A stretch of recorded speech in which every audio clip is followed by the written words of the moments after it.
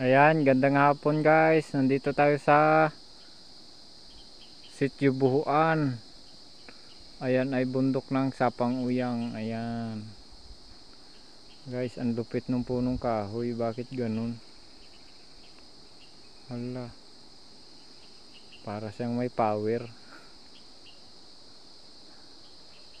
Ayan guys, yan ang kanilang karsada. Paron. Ayan.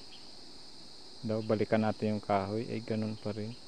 Pati pala yung mga saging. Meron palang ganun. Ayan guys, naulan na. Kitang kita yung ulan. Ayan, dito na tayo guys. Papunta tayo sa Buhuan. Ayan.